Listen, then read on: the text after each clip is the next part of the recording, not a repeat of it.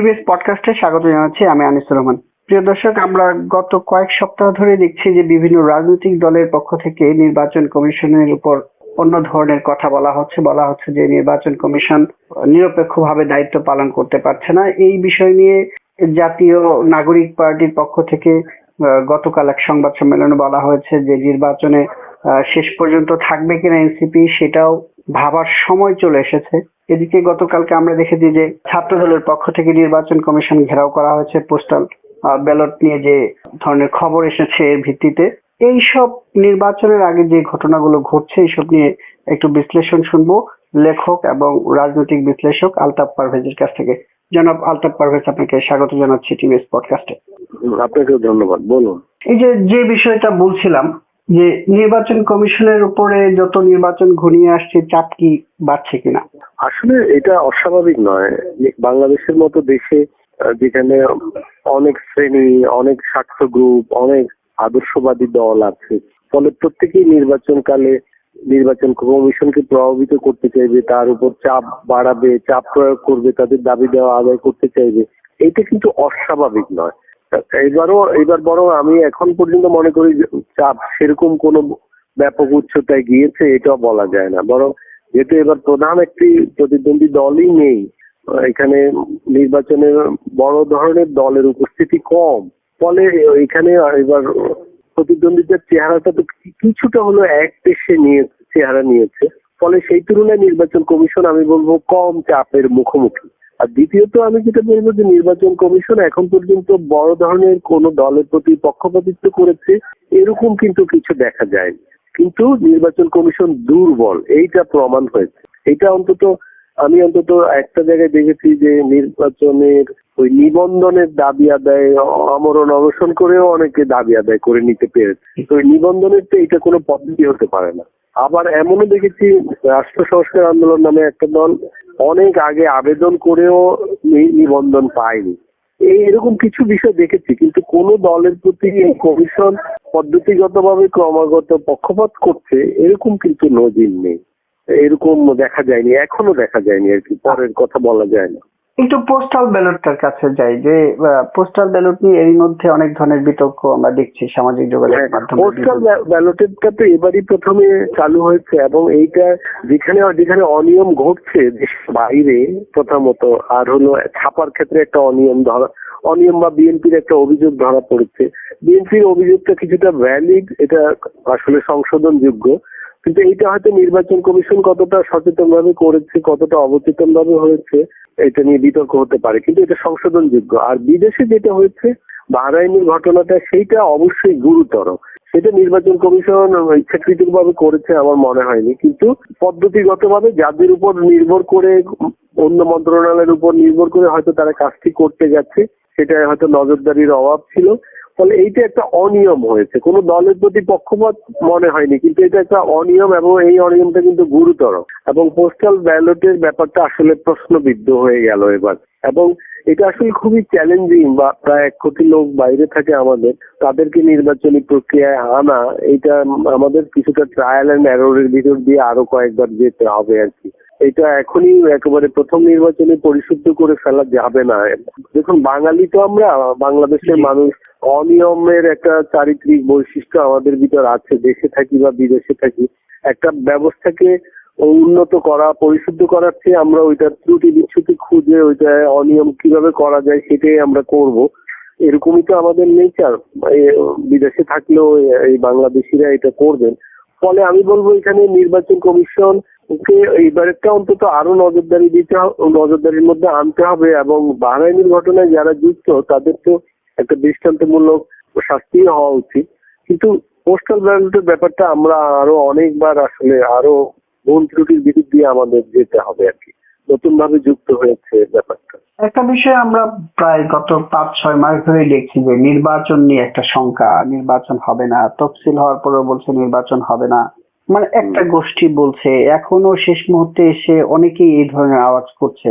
তার মধ্যে এনসিপি গত দিন বলেছে যে তারা এখন চিন্তা ভাবনা করছে যে পরিবেশ তাতে নির্বাচনে থাকবে কিনা সেটা নিয়ে চিন্তা ভাবনার সময় চলে এসেছে। এই ধরনের বক্তব্যটাকে রাজনৈতিক বক্তব্য হিসেবে দেখছেন, না এর ভিতরে আরো কিছু আছে?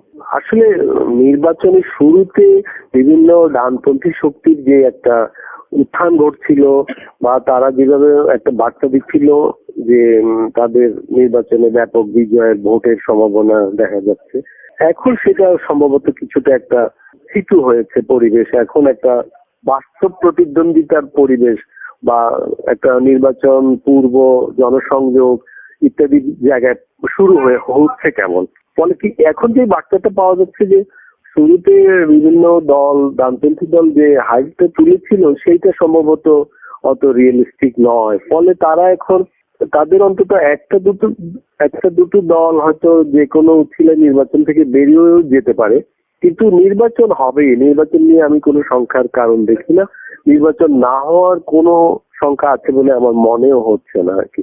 ফলে নির্বাচন কমিশনের উপর চাপ প্রয়োগ করে তাকে দোষারোপ করে যদি কেউ কোনো দল নির্বাচন প্রক্রিয়া থেকে বেরিয়ে যায়, তাহলে সেটা এখান থেকে নিজ দায়িত্বে বেরিয়ে যেতে হবে এবং সেটা তাদের জন্য আত্মঘাতী হবে আর কি, নির্বাচন থেকে বেরিয়ে যাওয়াটা।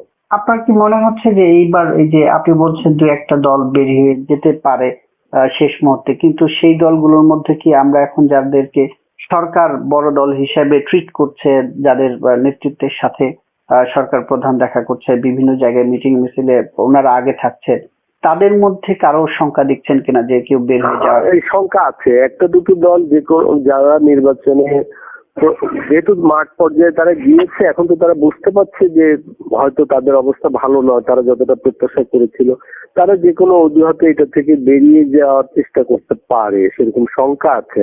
কিন্তু আমি জানি না সেটা করবে কিনা, কারণ এটা তো আমি বললাম যে এটা চরম আত্মঘাতী হবে তাদের জন্য, কিন্তু এরকম সংখ্যা আছে। এই সংখ্যা যদি বাস্তব হয় সেই ক্ষেত্রে কি ইলেকশন পণ্ড হওয়ার মতো কোনো না, কোনো সুযোগ নেই। মানুষ এখন নির্বাচন মুখী হয়ে পড়েছে। এই নির্বাচনের জন্য একটা গণ অভ্যুত্থান হয়েছে যে তার বড় একটা দাবি ছিল নির্বাচন। 15 বছর এদেশে নির্বাচন হয়নি, 5 কোটি তরুণ যুবক নির্বাচনে ভোট দেওয়ার জন্য অপেক্ষা করছে। এই নির্বাচন পণ্ড হওয়ার পস্পর হওয়ার কোনোই আমি সংখ্যা দেখি না আর কি। নির্বাচন হবেই।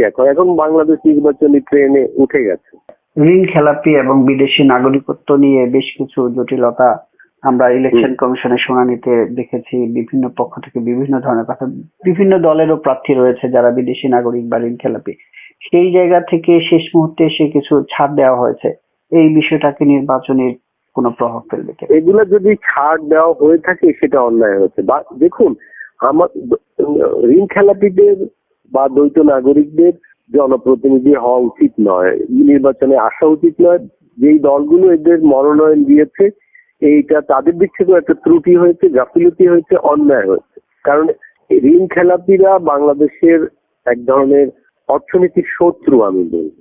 এবং যারা দ্বৈত নাগরিক তারা তো বাংলাদেশের জনপ্রতিনিধি হওয়ার এক ধরনের নৈতিক শক্তি হারিয়েই ফেলেছেন অন্য দেশের নাগরিকত্ব নেওয়ার মধ্য দিয়ে। ফলে এই দুই ধরনের মানুষকে আমি তো বলবো এদের কোনো সরকারি দায়িত্বে, রাষ্ট্র পরিচালনার দায়িত্বে সরকারে নেওয়াই উচিত না। কিন্তু আমাদের দেশে অতি সম্প্রতি এরকম ঘটেছে। অনেকে দ্বৈত নাগরিক কিন্তু বিভিন্ন দায়িত্ব পেয়েছেন, নিয়েছেন, সেটাও অন্যায়। বর্তমান সরকারেও অনেকের অভিযোগ রয়েছে, বর্তমান সরকারেও দ্বৈত নাগরিক বেশ কয়েকজন রয়েছে। অনেকে অনেক ধরনের প্রমাণ করার চেষ্টা করেছে। আগে এগুলা বাধা দেওয়া উচিত ছিল, কথা বলা উচিত ছিল, ওনাদের থামানো উচিত ছিল। এই ধরনের দায়িত্ব দেওয়া ঠিক হয়নি। এটা অন্যায় এই কারণে যে বাংলাদেশের সাথে যখন আন্তর্জাতিক কোনো মহলের একটা কোনো দর কষাকষি হবে, কোনো চুক্তি হবে, কোনো অর্থনৈতিক লেনদেন হবে, রাজনৈতিক বিষয়ে আলাপ হবে, তখন তারা কোন দেশের প্রতিনিধিত্ব করবে। ফলে তাদেরও এই ধরনের দায়িত্ব নেওয়া ঠিক হয়নি। যারা তাদের এই ধরনের দায়িত্ব দিয়েছে সেটাও ঠিক হয়নি। দ্বৈত নাগরিকত্ব আমাদের দেশের রাজনীতির জন্য একটা সমস্যা। ঋণ খেলাপিরা আমাদের অর্থনীতি এবং রাজনীতি দুটোর জন্যই সমস্যা। ফলে এরকম শক্তিগুলোর ব্যাপারে নির্বাচন কমিশনের জিরো টলারেন্স নেওয়া উচিত। এবং একই সাথে যেই ধরনের রাজনৈতিক দল এই ধরনের মানুষদের মনোনয়ন দেয়, নির্বাচন কমিশনের উচিত তাদেরকেও জবাবদিহির আওতায় নিয়ে আসা। আর একদিন পর হচ্ছে নির্বাচনের প্রতীক বরাদ্দ করা হবে, তারপর থেকে প্রচারণা শুরু হবে। তো এখন সামনের পরিবেশ নিয়ে আপনার কোনো সম্ভাবনা বা শঙ্কা বা কোনো কিছু দেখছেন কিনা? না, আমি এখনো আমার এই মুহূর্তে কোনো সংখ্যা দেখি না। বাংলাদেশে একটা নির্বাচনের জন্য অপেক্ষা করছে। এই নির্বাচনটা জরুরি, যদিও এই নির্বাচনটা অন্তর্ভুক্তিমূলক হচ্ছে না, অর্থাৎ বাংলাদেশের বিদ্যমান সকল দল এতে অংশগ্রহণ করছে না নানা কারণে। আওয়ামী লীগ সহ 14 দলের অনেক দল নির্বাচনে নেই আমরা জানি। তো সেই অধ্যায় সেটাও পেরিয়ে বাংলাদেশ এখন নির্বাচনে ঢুকে পড়ছে এবং যে কোনো মূল্যে হোক এই নির্বাচনটা হতে হবে। নির্বাচনটা জরুরি, নির্বাচন সর্বোচ্চ সুষ্ঠু অবাধ হতে হবে, কারণ এর উপর বাংলাদেশের অর্থনৈতিক ভাগ্য নির্ভর করছে। এই নির্বাচন না হলে বিনিয়োগ, কর্মসংস্থান এগুলা সবই আটকে যাবে এবং আটকে আছে। ফলে নির্বাচনটা খুবই জরুরি। আপনাকে অসংখ্য ধন্যবাদ টিভিএস পডকাস্টে যুক্ত হওয়ার জন্য। আপনাকেও ধন্যবাদ।